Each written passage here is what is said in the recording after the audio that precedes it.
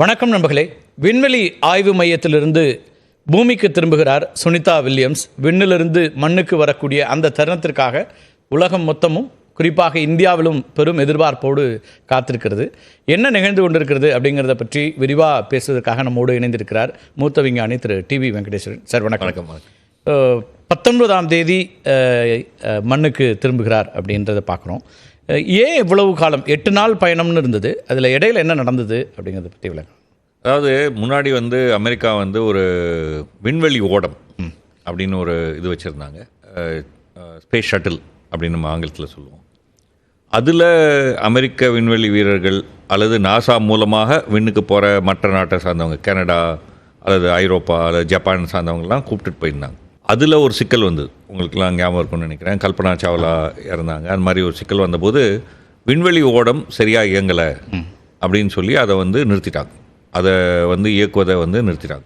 அப்போது ஒரு பெரிய சவால் வர்றதுல தான் சிக்கலாச்சு இல்லையா? திரும்ப வரும்போது அது வெடிச்சிருச்சு. ஆமாம். ஸோ அப்போ அது சரியாக இயங்கலை, அது நம்ம முறையாக இயக்குவது சாத்தியப்படாது, ஆபத்துக்கள் கண்டினியூஸாக இருந்துகிட்டே இருக்கும் அப்படின்னு சொல்லி அந்த ஸ்கீமையே ஸ்க்ராப் பண்ணிட்டாங்க. அந்த விண்வெளி இதுவே ஸ்க்ராப் பண்ணிட்டாங்க.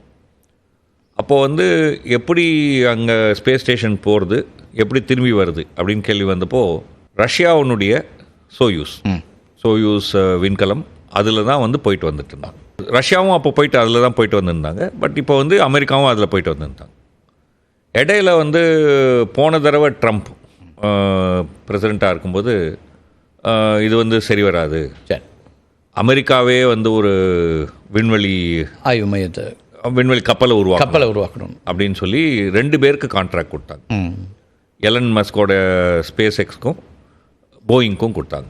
2 பேருமே ஒரு விண்கலத்தை தயாரிக்கணும், மனிதர்களை ஏந்தி செல்லக்கூடிய விண்கலத்தை தயாரிக்கணும், மாற்றி மாற்றி பயன்படுத்துவோம் அப்படின்னு ஒரு இதோட பண்ணாங்க. அதில் ஸ்டார்லைனர் அப்படின்னு சொல்லக்கூடிய ஒரு விண்கலத்தை போயிங் தயாரிச்சது. அந்த விண்கலத்தை ஆள் இல்லாமல் டெஸ்ட் பண்ணாங்க. பட் ஆள் ஓட்டி, அதாவது ஒரு சோதனை ஓட்டம் செய்வதற்காக தான் சுனிதா வில்லியம்ஸும் வில் பச்மோரும் போனாங்க. போயிட்டு அங்கே விண்வெளிக்கு போய் இயக்கி பார்த்துட்டு, அதில் 2 விதமாக இருக்கும், ஆட்டோ பைலட் இருக்கும், மேனுவல் இருக்கும். அந்த மேனுவல் மோட்லேயும் இயக்கி பார்த்துட்டு அந்த இன்டர்நேஷ்னல் ஸ்பேஸ் ஸ்டேஷனில் போய் டாக் பண்ணணும்னா இணையணும், இணைஞ்சு திரும்பி பிரிஞ்சு திரும்பி பூமிக்கு வரணும். இணைச்சா உடனே பிரிக்கக்கூடாது, இடையில 2-3 நாட்கள் உள்ளே இருக்கணும், இருந்து அந்த இதை பரிசோதனை பண்ணிட்டு பார்த்து வரணும் அப்படிங்கிறது தான் திட்டம். பட் அந்த போகும்போதே அந்த ஸ்டார்லைனரில் பல பிரச்சனைகள் வந்தது. இணைச்ச பிறகு பிரச்சனை கண் முன்னாடி பூதாகரமாக தெரிஞ்சிச்சு. குறிப்பாக அதில் இருக்கக்கூடிய ஹீலியம் வாயு கசிவு பூதாகரமாக தெரிஞ்சது. பல பரிசோதனைகளுக்கு அப்புறம் இது திருப்பிக் கொள்வது ஆபத்தானது, நம்ம பண்ணக்கூடாது அப்படின்னு சொல்லி நாசா முடிவெடுத்தாங்க. இதெல்லாம் நடக்கிறதுக்குள்ளேயே ஒரு மாதத்துக்கு மேலே ஓடி போயிடுச்சு. ஸோ அந்த ஆள் இல்லாமல் அந்த விண்கலம் திரும்பி பரிசோதனைக்காக. ஸோ அவங்க அங்கே தங்கிட்டாங்க. அப்போது ஏற்கனவே அங்கே 7 பேர் இருந்தாங்க, ஒரு 7 விண்வெளி வீரர்கள் இருந்தாங்க. ஸோ அந்த 7 பேரோட இவங்களும் சேர்ந்து 9 பேராக இருந்தாங்க. அந்த 7 பேருனுடைய பணிக்காலம் 6 மாதத்துக்கு ஒரு முறை, 6 மாதத்துக்கு ஒரு தடவை 7 பேர் அங்கே போவாங்க. அந்த 7 பேருனுடைய பணிக்காலம் முடிஞ்சது. ஸோ அவங்க திரும்பி வந்தாங்க. புதுசாக 5 பேர் போனாங்க. என்ன முடிவு பண்ணாங்கன்னா, சுனிதா வில்லியம்ஸும் வில் பச்மோரும் அங்கே இருக்காங்க. ஓகே. ஸோ அதனால் அவங்களையும் இணைச்சி 7 பேராக்கி அடுத்த பணிக்குழு அப்படி தயாரித்து 6 மாதத்துக்கான பணிக்குழுன்னு வரும்போது இவங்களோட நேரம் எக்ஸ்டெண்டட் டைமாக இருந்தது. இவங்க தான் அதனுடைய கமாண்டர். இது பேர் எக்ஸ்பெடிஷன் 72ன்னு பேர். அதாவது 72வது பணிக்குழு. அந்த 72வது பணிக்குழுனுடைய கமாண்டரே சுனிதா வில்லியம்ஸ். இப்போ 71 முறை ஏற்கனவே இப்போ அந்த பணிக்குழு அங்கே போய் ஆய்வுகள் நடத்தி தொடர்ச்சியாக நடந்துட்டுருக்கு. அது ஒரு பக்கம். நம்ம விண்வெளி ஆய்வு மையத்தில் என்னெல்லாம் நடக்குதுங்கிறது பற்றியும் கேட்கணும். இப்போ சுனிதா வில்லியம்ஸ் திரும்ப வர்றது அப்படிங்கிறதுக்கான நேரம் இப்போது 19ஆம் தேதி மாலை 5:30 அப்படின்னு இந்திய நேரப்படி இருக்குது அப்படின்னு பார்க்கலாமா? இப்போ வரும்போது இப்போ அங்கே போகும்போது இயல்பாக அவங்களுக்கு என்னெல்லாம் சிக்கல் இருக்குது? இப்போ விண்வெளி ஆய்வு மையத்தில் இருக்கும்போது அவங்க அதுக்கு எவ்வளோ தயாரிப்பாக போக வேண்டியிருக்கு? நான் நிறைய செய்திகள் கேள்விப்படுறோம். ஒன்று வந்து அவங்களுக்கு வந்து இப்போ ரத்த ஓட்டம் இங்கே இருக்கிற மாதிரி விண்வெளியில் இருக்காது. அப்போ அதை எப்படி எதிர்கொள்கிறாங்க? அல்லது அவங்க அங்கே போன பிறகு அவங்களுக்கு உடைகளே பத்தாமல் போகிற அளவுக்கு அவங்களுக்கு வளர்ச்சி அப்படின்னு நான் சொல்கிறேன், அது எப்படி நடக்குது அப்படின்னு? ஸோ இப்போ வந்து விண்வெளியில் வந்து யார் போனாலும் சரி, அதுக்கு முன்னாடி வந்து சுமார் ஒரு 6 மாத காலம் பூமியில் ட்ரைனிங் நடக்கும். 2 விதமான ட்ரைனிங். அதாவது வந்து ஒன்று வந்து அந்த விண்வெளி நிலையை எப்படி சமாளிக்கிறது அப்படிங்கிற ஒரு விஷயம். அங்கே இவங்க போய் என்ன பண்ணணும், நம்ம அங்கே போனோன்னா நம்ம அங்கே வந்து ஒரு ஆராய்ச்சி பண்ண போகிறோம். ஸோ அந்த ஆராய்ச்சி கருவியை எப்படி நம்ம இயக்கணும், அல்லது அந்த விஷயங்களை எப்படி செய்யணும், இதெல்லாமே வந்து இங்கே வந்து 6 மாதத்துக்கு மேலே ஒரு பயிற்சி நடக்கும். ஸோ அதனால் யாரையாவது கூப்பிட்டு அப்படி உட்காரு அப்படின்னு சொல்லி அமைச்சிட மாட்டாங்க. ஸோ இது வந்து ஒரு விஷயம். ஸோ அங்கே நம்ம விண்வெளி நிலையத்துக்குள்ளே போயிட்டோம்னா, அதாவது வந்து விண்வெளியில் நம்ம போனோம்னா நமக்கு வந்து ஒரு ஃப்ரீ ஃபால் அப்படின்னு சொல்லுவாங்க. அது மாதிரி தான் வந்து ஒரு விண்வெளி நிலையம் வந்து பூமியை சுற்றிட்டு இருக்கும். இந்த விண்வெளி நிலையம், அதாவது இன்டர்நேஷ்னல் ஸ்பேஸ் ஸ்டேஷன் வந்து 90 நிமிஷத்துக்கு ஒரு தடவை பூமியை சுற்றும். ஓ, ஸோ அப்படின்னா ஒரு நாளில் வந்து அவங்க சுமார் 16 முறை சூரிய உதயம் சூரிய மறையத்தை பார்ப்பாங்க. ஏன்னா 90 நிமிடத்துக்கு ஒரு முறை சுற்றி வர்றதுனால அவங்களுக்கு வந்து அது 16 முறை சூரியனை பார்க்குற மாதிரி, சூரிய உதயத்தை பார்க்குற மாதிரி ஆயிடுது. அதே மாதிரி சூரிய மறையதையும் பார்க்குற மாதிரி. ஓகே. ஸோ அங்கே நீங்கள் வந்து மதிப்பீங்க 16 நாள் ஆயிடுதா? இல்லை, அதான் வந்து அங்கே வந்து என்ன டைமிங் வச்சுருக்காங்கன்னா ஜிஎம்டி வச்சுருக்காங்க. ஸோ 24 மணி நேரம் தான் ஒரு நாள், அந்த மாதிரி தான் அங்கே போகும். ஸோ நீங்கள் அங்கே விண்வெளியில் போனீங்கன்னா மிதப்பீங்க, ஏன்னா ஃப்ரீ ஃபாலில் இருக்கிறதுனால. ஸோ அப்போ வந்து நம்ம பூமியிலனா நம்ம வந்து பூமி வந்து நம்ம உடலை பிடிச்சி இழுக்குது இல்லையா? ஸோ அந்த இழுக்கிறதுனால நம்முடைய முதுகு தண்டு பார்த்திங்கன்னா ஒரு எஸ் மாதிரி ஷேப்பில் இருக்கும். அங்கே அந்த மாதிரி ஒரு இழுப்பு இல்லை, இழுவிசை இல்லை. ஸோ அப்போ வந்து அந்த முதுகு தண்டு விரிஞ்சு நேராக ஒரு லைன் மாதிரி ஆகிடும். ஸோ அந்த நேராக ஒரு லைன் மாதிரி ஆகிறதுனால நம்ம உயரமே அதிகமாகிடும், சில சென்டிமீட்டர் உயர்ந்துருவாங்க. ஸோ அப்போ வந்து நம்ம ஏற்கனவே வந்து ஒரு டைட் ஃபிட்டு ட்ரெஸ் போட்டிருந்தோன்னா அந்த உயரமாகும்போது நமக்கு வந்து ஃபுல்லாக ஃபிட் ஆகாது. ஸோ இதெல்லாம் பார்த்து தான் வந்து எவ்வளோ நாள் நடக்கும்? இதெல்லாம் வந்து ஒரு ஃபியூ டேஸ்லேயே உங்களுக்கு அந்த இது விரிஞ்சிடும். ஒரே 5 நிமிஷம் தான் நடக்காது, பட் ஃபியூ டேஸில் நடந்துடும். அங்கே நீங்கள் வந்து உடைய வந்து துவைக்க முடியாது, அங்கே வாஷிங் மிஷின் அதெல்லாம் கிடையாது, அது மாதிரிலாம் பண்ணவே முடியாது. அதனால உங்கள் உடலில் வந்து இறுக்கி பிடிக்கிற மாதிரி தான் உடைய போடணும். ஓகே. இல்லைனா உங்கள் உடையும் மதக்கும். அப்போது உங்கள் உடலில் வேர்வை இருந்தால் கூட உங்கள் உடை வந்து உறிஞ்ச முடியாது. ஸோ அதனால் வந்து இந்த மாதிரி உடைகளை நம்ம வந்து அப்பப்போ தயார் பண்ணி அனுப்புவாங்க, மாற்று உடைகளை அனுப்புவாங்க. ரெண்டாவது வந்து இப்போ நம்ம பூமியில் வந்து நம்ம உடலில் இருக்கக்கூடிய ரத்தத்தை பிடிச்சி இழுக்கிறதுனால ரத்தம்லாம் காலில் அதிகமாகவும் தலைப்பகுதியில் கொஞ்சம் குறைவாகவும் இருக்கும். ஆமாம். ஆனால் அங்கே மிதக்கும் போதே உடம்பு ஃபுல்லாக ஒரே அளவுக்கு தான் இருக்கும். வரும் ரத்த ஓட்டம்ங்கிறது எல்லா பகுதிகளுக்கும் ஒரே விதமாக இருக்கும், ஒரே விதமாக ஆகிடும். அப்போ வந்து இயல்புக்கு அதிகமாக, ஃபார் எக்ஸாம்பிள் நம்ம தலையில் ரத்தம் இருக்கும், ஸோ அது வந்து நம்ம கண்ணை புஷ் பண்ணும். ஓகே. ஸோ இதெல்லாம் வந்து பார்க்கும்போது ஃபஸ்ட்டு ஃபியூ டேஸ் ஒரு டிஸ்ஓரியன்டேஷன் இருக்கும், நமக்கு வந்து தெரியாது, புரியாது. அதே மாதிரி நமக்கு வந்து ஒரு விஷுவல் கியூ அப்படின்னு சொல்லுவாங்க. ஓகே. நம்ம எழுந்த உடனேயே நமக்கு வந்து எது மேலே எது கீழேன்னு தெரியும். ஆமாம். ஆனால் வந்து அங்கே நீங்கள் ஸ்பேஸ் ஸ்டேஷனில் மறந்துகிட்டே இருக்கிறதுனால மேலே கீழேன்னு ஒன்றுமே கிடையாது, உங்கள் உடலுக்கு வந்து கியூவே கொடுக்க முடியாது. ரைட். ஸோ உங்கள் உடல் வந்து கன்ஃபியூஸ் ஆகிடும், உங்களுடைய விஷன் எல்லாமே கன்ஃபியூஷனில் இருக்கும். ஒரு 2 நாளில் செட் ஆகிடும். என்ன ஆய்வுகள்லாம் இப்போ நடந்துட்டுருக்கு? எதுக்காக இந்த இன்டர்நேஷ்னல் ஸ்பேஸ் ஸ்டேஷன் உருவாக்குனாங்கன்னு தெரியும், ஓரளவுக்கு அமெரிக்கா ரஷ்யா சேர்ந்து பண்ணுறாங்கனாலும் அதில் என்ன முன்னேற்றங்கள் நடந்துட்டுருக்கு? அதில் சுனிதாவோட ரோல் அப்படிங்கிறது என்னவா இருந்தது? ஒரு ஆய்வு வந்து தாவரங்களினுடைய வளர்ச்சி. இப்போது ரொம்ப எளிமையாக நம்ம புரிஞ்சுக்கணும்னா, நம்ம ஒரு விதையை போட்டால் அதனுடைய வேர் கீழ் நோக்கி போகுது. ஆமாம், பூமி கீழே போகுது, முளை மேல் நோக்கி வருது. எந்த விதையிலையுமே நீங்கள் வந்து முளை கீழ் நோக்கியும் வேர் மேல் நோக்கி வர மாதிரி பார்க்க மாட்டீங்க. ஆமாம். எப்படியோ அந்த விதை வந்து நீங்கள் எப்படி விதையை திருப்பி போட்டாலும் நம்ம போடும்போது வந்து கரெக்டாக கீழ் நோக்கி தான் போகும். வேர் வந்து வேர் பிடிக்கிறது கீழே மண்ணுக்கு கீழே தான் போய் பிடிக்குது. அப்போ அது கீழேன்னு எப்படி தெரியும்? அதுக்கு அந்த டைரக்ஷனை எது ஃபிக்ஸ் பண்ணுதுங்கிறீங்க? எது ஃபிக்ஸ் பண்ணுது? கிராவிட்டியா, லைட்டா, அல்லது வேறு ஏதாவதா? இதெல்லாம் நமக்கு வந்து தெரியாது. இப்போ நான் வந்து ஸ்பேஸில் இதை பற்றி நம்ம ரிசர்ச் பண்ண முடியும், ஏன்னா ஸ்பேஸில் மேலே கீழே எதுவுமே இல்லை. ஸோ நான் இப்போ வந்து ஒவ்வொரு கியூவாக கொடுக்க முடியும். நான் வந்து ஆர்டிஃபிஷியலாக கிராவிட்டியை உருவாக்க முடியும், ஆர்டிஃபிஷியலாக லைட்டை உருவாக்க முடியும், இந்த மாதிரி பண்ணி செய்யலாம். இது வந்து ஒரு விதமான ஆராய்ச்சி. ஸோ நம்ம வந்து பிளான்ட் சயின்ஸை பற்றி இன்னும் கூடுதலாக புரிஞ்சுக்கிறோம். இது வந்து ஒன்று. தொழில்நுட்பத்தில் பார்க்கலாம். இப்போ நான் வந்து இங்கே ஒரு பூமியில் ஒரு அலாய் பண்ணுறேன்னு வச்சுக்கோங்க, அதாவது 2 உலோகங்களை கலவை பண்ணுறேன்னு வச்சுக்கோங்க. எவ்வளவுதான் நான் பர்ஃபெக்டாக பண்ணாலும் கொஞ்சம் கனமான உலோகம் வந்து கீழேயும், கனம் குறைவானது வந்து மேலேயும் இருக்கிற மாதிரி தான் கலவை வரும். கரெக்ட். பட் ஸ்பேஸில் மேலே கீழேன்னு எதுவுமே கிடையாது. இல்லை. ஸோ அப்போ நான் வந்து ரொம்ப பர்ஃபெக்டான மிக அற்புதமாக கலந்துருக்கக்கூடிய ஒரு உலோக கலவையை உருவாக்க முடியும், அலாயை உருவாக்க முடியும். இதெல்லாம் வந்து ஒரு ஸ்பெஷலைஸ்ட் யூஸ்க்கு வந்து தேவை.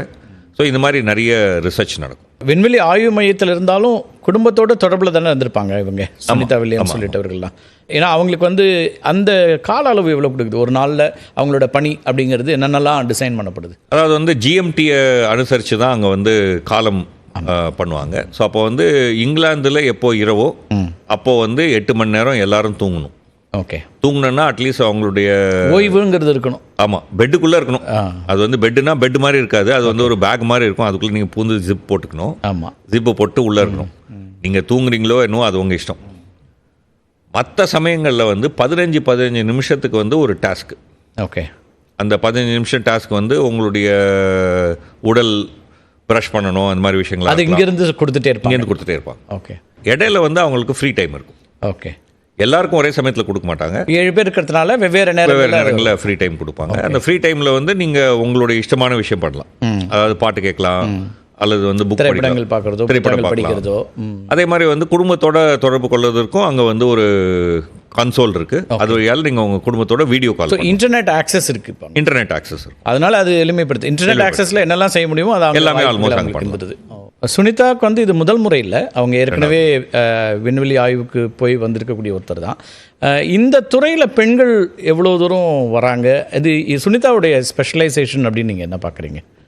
அவங்க வந்து ஒரு ஒரு ஏர்ஃபோர்ஸ்லேருந்து வந்திருக்காங்க. ஸோ வந்து பேசிக்காக வந்து அவங்க வந்து ஃப்ளைட் கண்ட்ரோல், அதான் வந்து அவங்களுடைய முக்கியமான ஒரு துறை. அதனால தான் இந்த டீமுக்கும் அவங்க கமாண்டர். யூஸ்வலாக கமாண்டராக இருக்கிறவங்க வந்து அந்த மாதிரி ஒரு பின்னணியிலேருந்து வருவாங்க. ஸோ அந்த விண்வெளி நிலையத்தை வந்து நீங்கள் வந்து கண்ட்ரோல் பண்ணணும். அதை விட இந்த ரிசர்ச் ஒர்க்கும் இருக்கும். பட் அது தவிர வந்து அவங்களுக்கு ஒரு முக்கியமான பணி வந்து இந்த மாதிரி கண்ட்ரோல் பண்ணதான் இருக்கும். கண்ட்ரோல்னால் என்னென்னா, சில சமயம் திடீர்னு ஒரு விண்கல் வந்து உங்களை நோக்கி வரும். அப்போது நீங்கள் வந்து உங்கள் ஸ்பேஸ் ஸ்டேஷனுடைய இதை வந்து மாற்றணும். ஸோ இந்த மாதிரி விஷயங்கள்லாம் வந்து அவங்க செயல்பட வேண்டியிருக்கும். இது வந்து அவங்களுடைய ஒரு ஏதாவது அட்டாக் நடந்திருக்கா, அந்த ரிப்போர்ட்டட் விஷயங்கள்? இப்போ விண்கல் வந்து இப்போ ஸ்டேஷன் வந்து பாதிப்புக்குள்ளாகிறதோ இல்லை எமர்ஜென்சினா எப்படி ஹேண்டில் பண்ணுறாங்க இப்போது? ஸோ வந்து பெரும்பாலான எமர்ஜென்சி இது வரைக்கும் வந்ததெல்லாம் வந்து 2 தான். ஒன்று வந்து விண்கல், எப்போவே விண்கல் வரும். ஓகே. ஸோ அந்த விண்கல் வர சமயத்தில் நம்ம அந்த இடத்துலேருந்து நகரணும், அதோடைய பாதையிலேருந்து நகரணும். இன்னொன்று எதிர்பாராமல் வர்றது வந்து விண்வெளி குப்பை. அதாவது வந்து பல ஆண்டுகளுக்கு முன்னாடி விண்ணுக்கு அமிச்ச ஒரு செயற்கைக்கோள் அல்ல அதனுடைய ஒரு பகுதி, சில சமயங்களில் செயற்கைக்கோள் வெடித்து பல இதுவாக பிரிஞ்சிடும். அப்படி பிரிஞ்சது வந்து அதை நோக்கி வரலாம். இதுதான் வந்து மெயின் ஆபத்து. பட் அதில் வந்து ரடார் மாதிரியான கருவிகள் இருக்குது. ரொம்ப தொலைவில் இருக்கும்போதே கண்டுபிடிச்சிருவாங்க. கண்டுபிடிச்ச பிறகு உங்களுக்கு வந்து அந்த மெசேஜ் வரும். ஸோ நீங்கள் வந்து பெரும்பாலும் ஆட்டோமேட்டிக்காக நடக்கும். பட் ஒரு ஹியூமன் கண்ட்ரோல்.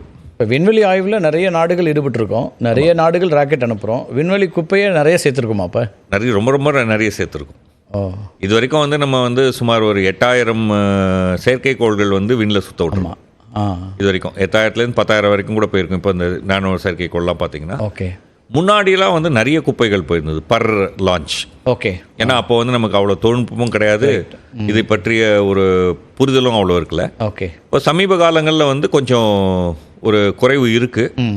ஏன்னா ஒரு சர்வதேச உடன்படிக்கையின் அடிப்படையில் இப்போ வந்து பெரும்பாலும் அந்த மாதிரி குப்பைகள் போடக்கூடாது அல்லது எப்படி தவிர்க்கணும் போன்ற பல விஷயங்களை வந்து கவனத்தில் வச்சுருக்காங்க. ஓகே. பட் இன்னும் முழுமையாக தனியார் நிறுவனங்கள் மீது இந்த கட்டுப்பாடு வரல.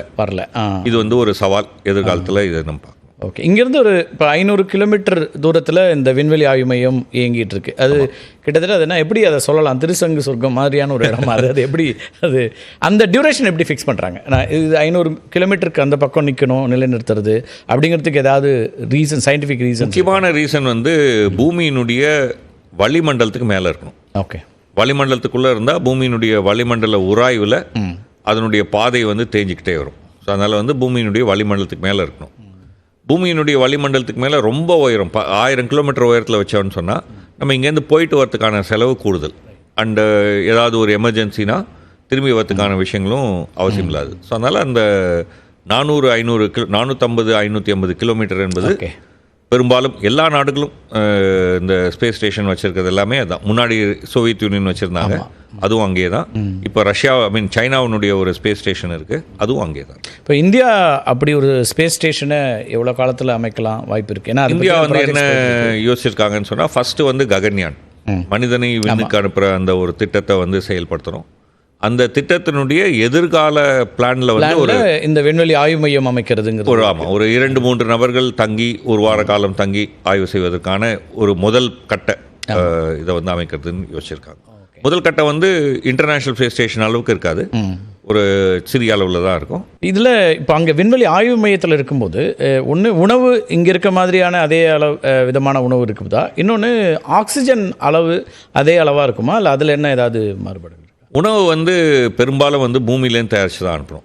ஓகே, பெரும்பாலும் இல்லை, எல்லாமே தயாரித்து தான் அனுப்பணும். அங்கே வந்து மேக்ஸிமம் நீங்கள் வந்து ஹீட் பண்ணிக்கலாம், சூடு பண்ணது தவிர, அல்லது சிலது மிக்ஸ் பண்ணுவாங்க, அந்த மிக்ஸ் பண்ணது தவிர வேறு எதுவும் அங்கே நீங்கள் சமைக்கலாம் முடியாது. ஓகே, பட் கிச்சன்னு ஒன்று இருக்கும், அங்கே வந்து இதுதான் பண்ணுவீங்க, ஹீட் பண்ணுறது, மிக்ஸ் பண்ணுறது. நீங்கள் கடாய் மாதிரி ஒன்று வச்சு நீங்கள் ஆட்டினீங்கன்னா எல்லாம் பறந்து மதக்க ஆரம்பிச்சிடும். ஸோ அதால் வந்து எல்லாமே பேக்கெட்டாக இருக்கும். ஓகே, ஸோ அந்த பேக்கெட்லேருந்து நம்ம வந்து உறிஞ்சி குடிக்கணும், அல்லது வந்து கட் பண்ணி அப்படியே எடுத்து, அதாவது பொடியாகாமல் இருக்கணும். இதெல்லாம் தான் முக்கியமான ஒரு விஷயம். ஏன்னா பொடி ஆயிடுச்சுன்னா அந்த பொடி எல்லாமே மதக்கும். ஈர்ப்பு விசை இல்லாத இடத்துல ஃபங்க்ஷன் பண்ணுறது எல்லாமே ஒரு மாதிரி எல்லாமே ஒரு இதுவான விஷயம் தான். அதனால தான் எந்த உணவு அப்படிங்கிறதே வந்து முடிவு பண்ணி தான் பண்ண முடியும். ஓகே, எல்லாத்தையுமே நீங்கள் வந்து விண்வெளி உணவாக அனுப்ப முடியாது. இன்னொரு பெரிய சிக்கல் உணவில் வந்து என்ன அப்படின்னு சொன்னாக்க, சிக்கல் இல்லை, ஒரு முக்கியமான விஷயம் என்னென்னா, அங்கே போன பிறகு உங்களுக்கு வந்து சுவை, நம்ம ஒரு விஷயத்தை சுவைக்கிறோம்னா அதோட நாக்கில் இருக்கிற சுவை மட்டும் இல்லை, அதோட மனமும் ஒரு முக்கியமான விஷயம் இல்லையா? அங்கே வந்து மனம் இருக்காது. அதனால் வந்து எல்லா உணவும் பிளாண்டாக இருக்கும். ரைட். அதனால் நீங்கள் ஸ்பேஸ்க்காக தயாரிக்கிற உணவில் பல சமயங்களில் கூடுதலாக மசாலா போடுவோம், அந்தந்த ஊருக்கு ஏற்ற மசாலா. ஓகே. ஆக்சிஜன் அளவை பொறுத்த வரைக்கும் எப்படி இருக்கும்? அது ஒன்றும் சிக்கல் இல்லையா? இப்போ இங்கேருந்து நைட்ரஜன் அனுப்புறதும் செய்தியில் பார்க்குறேன். இப்போ அதனோட பர்பஸ் என்ன இருக்குது? ஆக்சிஜனும் நைட்ரஜன் ரெண்டுமே அனுப்புவாங்க. ஓகே. அங்கே என்னென்னா அவங்க வந்து அது ஃபுல்லாக நீங்கள் காற்றடைச்சி வச்சுருக்கீங்க. ஸோ அது வந்து வெறும் பியூர் ஆக்சிஜனாக இருந்தால் நம்ம சுவாசிக்க முடியாது. ஓகே. நீங்கள் வந்து ஒரு 20% 21%க்கு மேலே ஆக்சிஜன் இருக்கக்கூடாது. அதனால் அங்கே மிக்சர் தான் இருக்கும். ஸோ நம்ம சுவாசித்து விடுற கார்பன் டை ஆக்சைடை பிடிச்சி திரும்பி ஆக்சிஜன் பண்ணுற மிஷினும் அங்கே இருக்குது. ஓகே. ஆனால் பிரச்சனை என்னென்னா, நம்ம உடலிலிருந்து பல்வேறு விதமான வாயுக்கள் வெளியேறும், நம்ம எக்ஸ்பிளைன் பண்ண வேண்டியதில்லை. ஸோ அதில் இருக்கக்கூடிய துர்நாற்றம் காலப்போக்கில் என்ன ஆகும்னா அங்கே வந்து சகிக்க முடியாத அளவுக்கு ஆகிடும். ஸோ அப்போ என்ன பண்ணணும்னா அப்பப்போ ரெஃப்ரெஷ் பண்ணணும். ஓகே. அப்போ என்ன பண்ணுவாங்கன்னா உள்ளே இருக்கிற காற்றை வந்து டீகேஸ் பண்ணுவாங்க, அதாவது வந்து விண்வெளிக்கு விட்டுருவாங்க. புதுசாக எடுத்துன்னு போன நைட்ரஜன் ஆக்சிஜன் மிக்சரை உள்ளே விட்டுருவாங்க. ஸோ ஃப்ரெஷ் ஏர் உள்ளே நீங்கள் வந்து அப்பப்போ விட்டுட்டே இருக்கணும். இப்போ வந்து 5 நாட்கள் ஆகுமா அங்கேருந்து அந்த ப்ராசஸ்? இப்போ 3 நாளில் அவங்க 3-4 நாளில் அவங்க வந்து அந்த ஹேண்ட் ஓவரை முடிக்கணும் அப்படின்னு பிளான் பண்ணுறாங்க. எல்லாரும் வரல, 4 பேர் தான் வராங்க. ஆமாம். அந்த பணிக்குள்ள இருக்கக்கூடிய மிச்சம் 3 பேர் வந்து ஏப்ரலில் தான் வரப்போகிறாங்க. அது ரஷ்யன் கிராஃப்டில். மற்ற இந்த அமெரிக்கன் ஏர்கிராஃப்டில் இருக்கவங்க இப்போ வந்துடுறாங்க. அமெரிக்கன் ஏர்கிராஃப்டில் வந்துடுவாங்க. ஆனால் வந்து இப்போ போன கிராஃப்டில் வரப்போகிறது இல்லை. போன கிராஃப்ட் வந்து 10. ஓகே. அது வந்து அங்கே அட்டாச் பண்ணியே தான் இருக்கும். ரைட். 6 மாதம் கழிச்சு தான் அது திரும்பி வரும். ஓகே. முன்னாடி போன 9 அங்கே இருக்குது. ஓகே. அதில் தான் உட்காந்து வரும். அந்த 9ல் ஏற்கனவே இவங்க வந்திருக்குன்னா வந்திருக்க முடியாது. அப்போது வந்துருக்குன்னா வந்திருக்கலாம். ஸோ அதனால தான் வந்து இது வந்து மீட்புக்காக அனுப்புகிறாங்க, சிக்கிக்கிட்டாங்கிறதுலாம் தவறான ஒரு செய்தி. ஓகே. ஓகே. இது வந்து உண்மையே கிடையாது. அங்கே ஏற்கனவே வந்து திரும்பி அவங்களோட பணிக்காலம் முடிஞ்சு வர்றாங்கன்னு சொல்லலாம், அவ்வளோதான். ஸோ இதை வந்து நம்ம வந்து கல்பனா சாவ்லாவுடைய ட்ராவலோடையோ அல்லது மீட்பு சிக்கல் அப்படிங்கிறதெல்லாம் ஒப்பிடுறதே ரொம்ப தவறான, அறிவியலுக்கு புறமானது. உண்மைக்கும் புறமானது. அறிவியலே உண்மை தானே. மார்ச் 19 5:30 அப்படிங்கிறது மண்ணுக்கு திரும்ப வர்றாங்க அப்படிங்கிறது இந்தியாவிலிருந்து இந்திய தொடர்புலையும் ஒரு இந்திய வம்சாவளியை சார்ந்தவர் அல்லது இந்தியாவை சார்ந்த ஒருத்தர் அப்படிங்கிறதுனால அது ஒரு பெருமைக்குரிய ஒரு நிகழ்வாகவும் இருக்குது. நிறைய விண்வெளி ஆய்வு பற்றியும் நிறைய கருத்துக்களை சொல்லியிருக்கீங்க. உங்களுடைய வருகைக்கும் கருத்து பெருமைக்கும் மிக்க நன்றி. மீண்டும் ஒரு நிகழ்ச்சியை சந்திக்கலாம் நண்பர்களே. நன்றி, வணக்கம்.